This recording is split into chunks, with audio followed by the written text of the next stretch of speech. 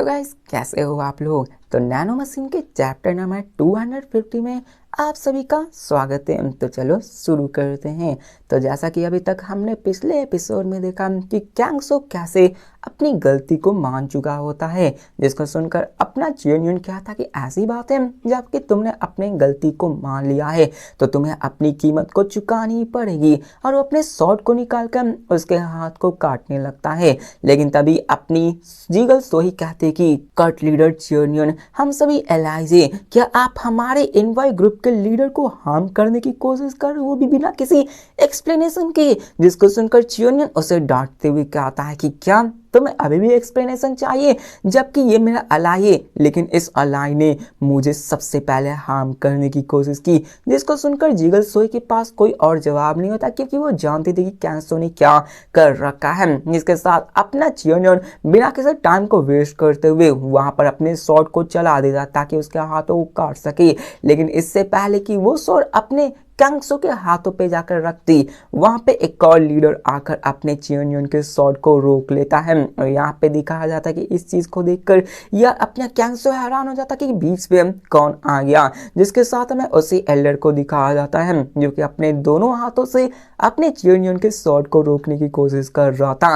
लेकिन अपने जेन्युइन के सिंपल एक अटैक की वजह से उसकी हाथों की हड्डियां तक टूट जाती रही। मन में क्या था कि क्या मैंने बस उसके एक सिंपल अटैक को ब्लॉक किया, लेकिन फिर भी मेरी हड्डियां क्रश हो चुकी। अभी यहाँ पे जेन्युइन ये देखकर काफी ज्यादा गुस्सा करता और कहा था कि क्या तुमने इसको ब्लॉक करने की कोशिश की। तो उसको सुनकर अपना वो लीडर क्या था कि स्क्वायर लीडर कैंगयान हमारे नर्तन सी आइस पैलेस को हेल्प करने के लिए डिप्लॉय किए गए हैं।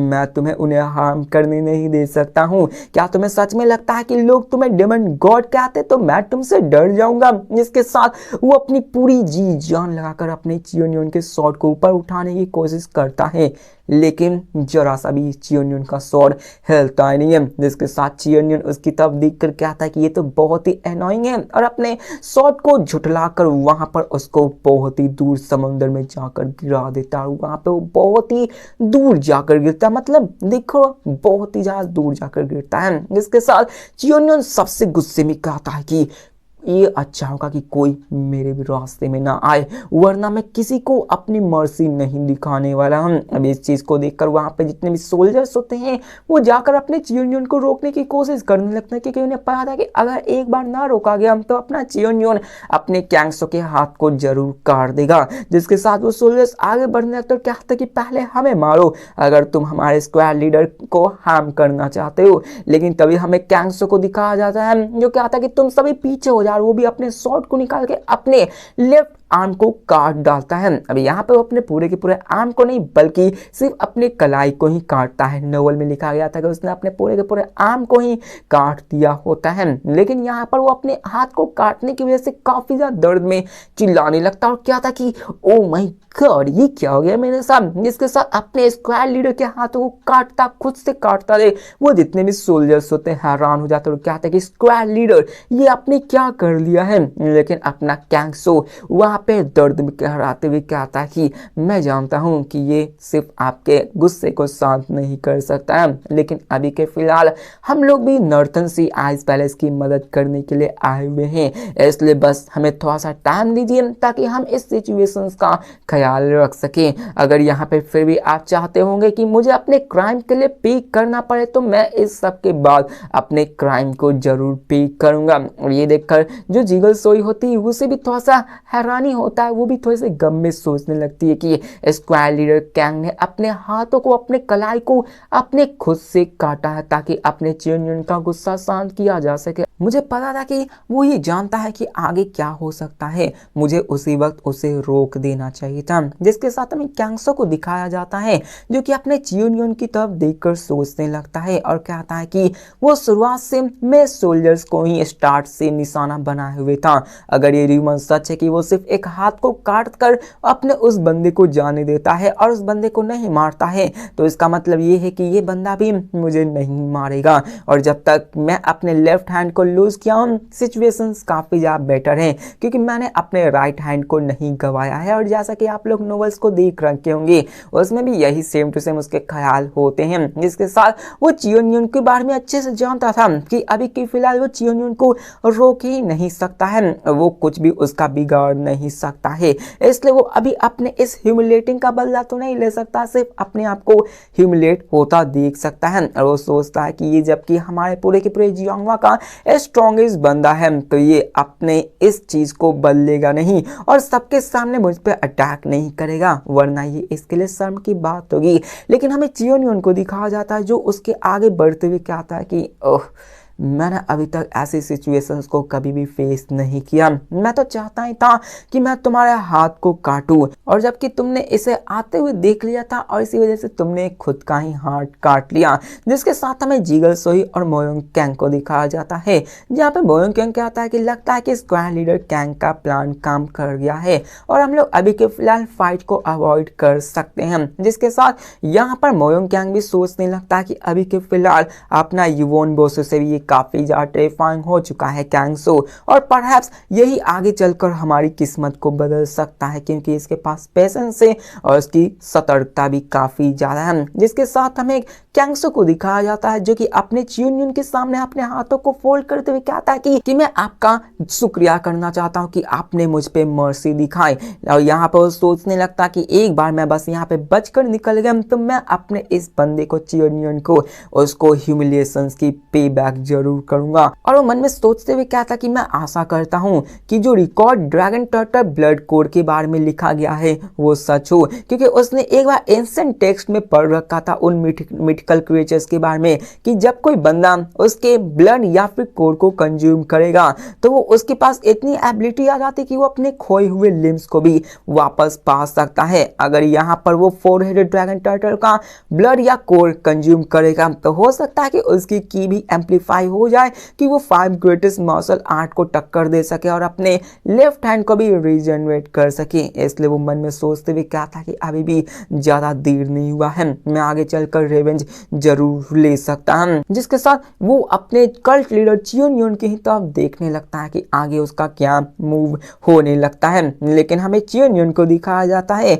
जहां पर वो उससे पूछता है कि आखिरकार क्या हो जब कोई तुमसे बदला लेने के लिए ही बारे में सोच रहा हो और वो तुम्हारे ग्रैप्स तुम्हारे हाथों से निकल गया हो। जिसको सुनकर अपना कैंग सो हैरान हो जाता कि आखिरकार चियोन यून क्या क्या रहा। जिसके साथ अपना चियोन यून उसकी तरफ गुस्से में देख कर कहा था कि मैं तो ओरिजिनली प्लान कर रहा था कि मैं तुम्हारे सिर्फ एक हाथ को काट कर तुम्हें जाने दे सकता हूं, लेकिन जबकि मैं तुम्हारे डिटर्मिनेशंस को देख रहा हूं और देख रहा हूं कि आखिरकार तुम कितने ही जहां चालाक हो, मैंने अपने माइंड को बदल दिया। जिसको सुनकर तो यार अपने कैंग सो की हालत खराब हो जाती कि सेट ऐसे कैसे हो सकता है, वो कुछ और कर पाए। इससे पहले अपना चियोन यून उसके सर को ही काट देता और यहाँ पर अपना चियोन यून गर्दन से नहीं काटता बल्कि उसके चेहरे से ही उसके बीच में काट देता है। जिसको देखकर अपनी जीगल सोही और मोयोंग कैंग के होश उड़े के उड़े ही रह जाते हैं और अपने वो दिखाते हैं ना कि सब सर कट जाएगा बीच से, तो वहाँ पे थोड़ी देर के लिए वैसा ही रिएक्शन होता है। हमें कैंग सो के कटे हुए सर को दिखाया जाता है जहाँ पे वो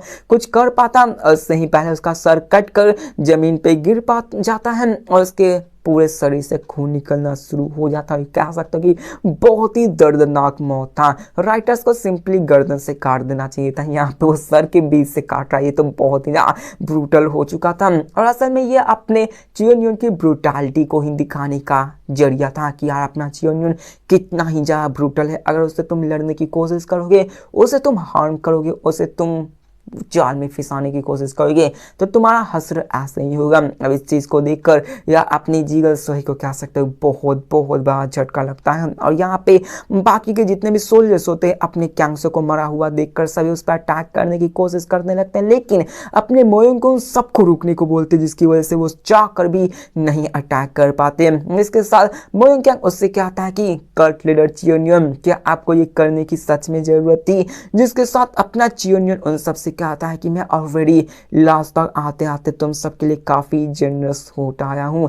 कैंगसो ने अकेले इन सब का रिस्पॉन्सिबिलिटी दिया था, तुम सब बीच में नहीं आते, इसलिए मैं तुम सबको जाने दे रहा हूँ, क्योंकि सिर्फ अकेला कैंगसो ही था जिसने कि हमें ह्यूआंग क्लैन से अटैक करवाने को कहा था। इसके साथ अपनी जिगर सोई भी कुछ भी नहीं कर पाती और यहाँ पे वो मन में सोचते हुए कहते हैं कि ये बंदा हमसे कह रहा है कि हम इससे ज़्यादा सवाल न करें, क्योंकि हम लोग भी इसका कुछ नहीं उगाड़ सकते हैं। इसके साथ अपना चियरनियन शिप के किनारे उतरते हुए कहता कि जबकि प्रॉब्लम सॉल्व हो चुकी है, तो अगर तुम सबको कुछ कहना है तो अपने इन मैटर्स को खत्म होने के बाद आकर कह सकते हो, और अगर तुम सबको रेवन चाहिए तो आ जाओ, तुम लोग आ जाना, अगर तुम सबको भी अपनी जान प्यारी नहीं है। और यहाँ पे चियरनियन स्माइल दे रहा था, क्योंकि उसे पता था कि यहाँ पर ऐसा कोई बंदा नहीं है जो कि उसका सामना कर सके, और सीधे वहां से निकल जाता है।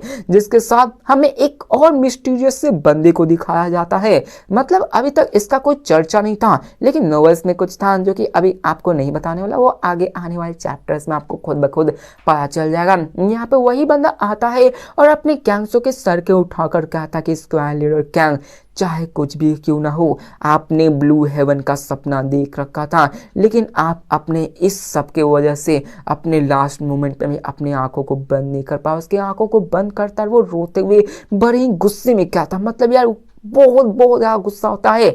ये समझ लो कि इसका कैंगसो से बहुत ही पुराना रिलेशन होता है, और गुस्से में क्या था कि मैं आपके जो सपने थे उन सबको पूरा करूंगा, और एक दिन डेमोनिक और अनऑर्थोडॉक्स अलायंस को पूरी तरह से मिटा डालूंगा इस पूरे के पूरे ब्लू हेवंस में। जिसके साथ हमें नॉर्थन सी आइस पैलेस का सीन दिखाया जाता है, जहाँ पे पैलेस मास्टर के ऑफिस के अंदर अपने फर्स्ट एलर आते हैं और कहते हैं कि मास्टर, यहाँ पे एक प्रॉब्लम आ चुकी है, हमारे सक्सेसर ने डेमोनिक कल्ट लीडर को यहाँ पे ले आया है, और डेमोनिक मार्शल आर्टिस्ट बहुत ही जल्द यहाँ पे आने वाले हैं। जिसको सुनकर किंग कहता है कि वैसे भी वो बंदे नहीं आए तो अभी चिंता मत करो। जिसको सुनकर फर्स्ट एलर कहता है कि कोई बात नहीं, वैसे भी हमने ऑर्थोडॉक्स मुस्लिम अलायंस का अपना साथ ले लिया है, जिसकी वजह से हम अपने प्लान्स को, जो कि एल्डर्स और डायरेक्ट एफिलिएट स्क्वाड है, उन सब के प्लान्स को बदलने में मदद कर सकते हैं, ताकि आपको पैलेस मास्टर का राइट मिल सके। अब यही जान लो कि अपने पैलेस मास्टर और ये अपना फर्स्ट एलर, ये दोनों साथ में मिले हुए थे। जैसा कि अपना डायबुक ने बताया कि कैसे उन्होंने सिचुएशन का फायदा उठा के खुद को भगवान साबित कर लिया, लेकिन अभी भी यहाँ पर सब लोग अपने डायबुक को ही प्रिंस मानते थे। तो अभी के फिलहाल अगर इन्हें किंग सच में बनना है तो इन्हें इन सब सिचुएशन को हैंडल करना होगा। जिसके साथ यहाँ पे अपना किंग भी सोचने लगता है कि मुझे नहीं पता कि आखिरकार डेमोनिक कल्ट लीडर अपने भतीजे, अपने न्यूफ्यू की बातों में कैसे आ गया और यहाँ पे आ कैसे गया। लेकिन वो कहता है कि कोई बात नहीं, वैसे भी अगर वो बंदे आए तो हमारे पास और भी मेजर फोर्सेस आ चुके हैं, एक बार ये ड्रैगन टर्टल यहाँ पे मारा जाए तो हम लोग अपने इन सभी चीज़ों को खुद से हैंडल कर सकते हैं। और अभी के फिलहाल मैं अपने पैलेस मास्टर से ज्यादा इंपॉर्टेंस इस मैटर को देता हूं, क्योंकि अगर वो एक बार ड्रैगन हेडेड 4 मॉन्स्टर निकल गया तो ये बहुत ही बड़ी प्रॉब्लम बन जाने वाली है। इसलिए बाकी सबको आने दो, सपोर्ट करने दो। और वहां पे बैठते हुए कहते कि ये बस टेम्पररी है, एक बार सब चीज सीधा हो जाए तो हम लोग अपना पैलेस मास्टर बन सकते हैं। जिसके साथ यहाँ पे अपना फर्स्ट एल्डर कहते हैं कि लेकिन एल्डर्स, यहाँ पे जितने भी एल्डर्स है वो अभी कल्ट लीडर पे ध्यान दे रहे हैं। जिसको सुनकर वो भी काफी ज्यादा गुस्सा हो जाते कि क्या उसकी वजह से। यहाँ पे वो गुस्से में कहते कि डैम, ये सभी ओल्ड लीगर्स, ये सभी ऐसा कैसे कर सकते हैं, आखिरकार कोई मेरे साथ कैसे कंपीट कर सकता है। उनका पैलेस मास्टर तो ऑलरेडी मारा जा चुका है, तो उनके साथ में कंपैरिजन क्यों किया जाता है। जिसके साथ अपने फर्स्ट एल्डर होते हैं वो भी हामी भरते हुए कहते हैं कि क्या ही किया जा सके, और वो उनमें सोचते हैं कि ये डायबुक हमारे लिए आगे चल के काफी ज्यादा बड़ा खतरा बन सकता है, हमें इस डायबुक को एलिमिनेट करना ही होगा, वरना वो आगे चलकर हमें बहुत ही बड़ा झटका दे सकता है या फिर वो राजगद्दी के लिए चैलेंज कर सकता है। तो इसी के साथ हमारा ये एपिसोड भी खत्म होता है। तो मिलते हैं नेक्स्ट वीडियो में और देखते हैं कि आगे क्या होने वाला है। क्या यहाँ पे अपना चियरनियन उसे मार पाता है, मतलब 4 हेडेड ड्रैगन टर्टल को मार पाता है या फिर नहीं, और या फिर वो एक और जो कि उसी के सेम लेवल वाले बंदे में आता है तो क्या वो उससे फाइट कर पाता है या फिर नहीं। तब तक के लिए मिलते हैं नेक्स्ट थर्सडे को, और मैं कोशिश करूँगा किसी और एनिमे सीरीज को लाने की, नहीं मानवा नहीं डोंगवा किसी एनिमे सीरीज या मूवी को। तो मिलते हैं नेक्स्ट वीडियो में, तब तक के लिए बाय।